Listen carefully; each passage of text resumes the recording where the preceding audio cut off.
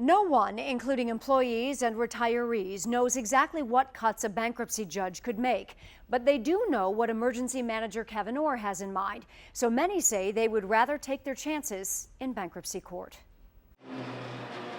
We see them every day. Detroit city workers collecting garbage, mowing grass, driving buses. They're the backbone of the city, and over the years they have negotiated good salaries and health care.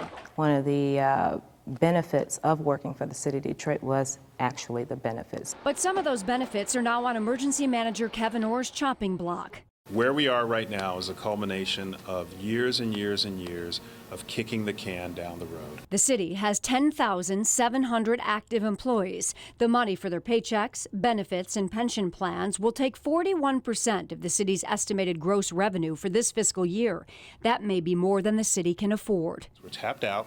We need to come up with a plan to restructure our debt obligations and our legacy obligations going forward. In meetings last week with representatives of city employees and retirees, Orr's staff laid out a plan that could freeze some pensions, change health care coverage, and even rewrite the charter to eliminate layers of bureaucracy. We know things need to change. As a coalition, we try to do that.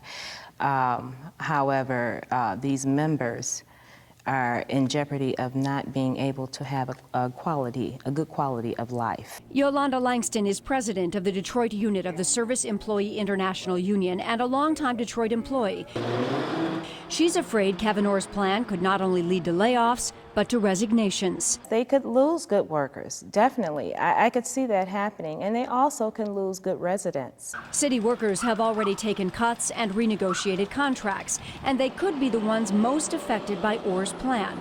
So Yolanda thinks, at least for her workers, bankruptcy could be the lesser of two evils. It may be a better way to go, because at this point, we will be able to lay out everything that we were able to bring to the table in terms of health care, you know, the cost savings with the health care, the pension. Ed McNeil of AFSCME Council 25 agrees that he would rather put his future in the hands of a bankruptcy judge than the emergency manager. The judge would see exactly what's been going on. What does McNeil think is going on? What they want to do is take everybody back to where you were years ago with respect to pay and benefits. He says State Treasurer Andy Dillon has another agenda, and Kevin Orr has been brought in to implement it. It seems as though that it is inherently from the state's process and from Mr. Dillon's process that he's going to break the unions, because that's what he wants to do.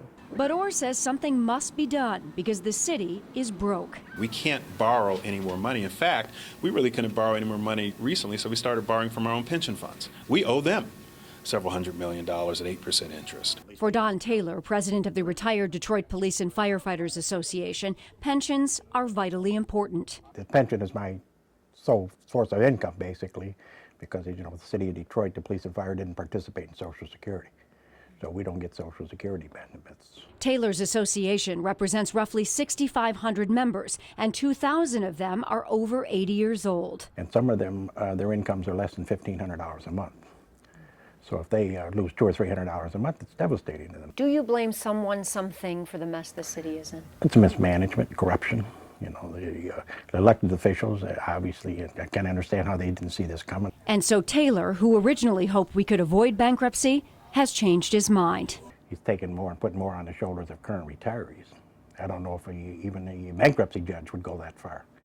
One of the reasons retiree benefits play such a big role in the city's financial situation is that the number of retirees is almost double the number of active employees. I'm Joanne Purton, 7 Action News.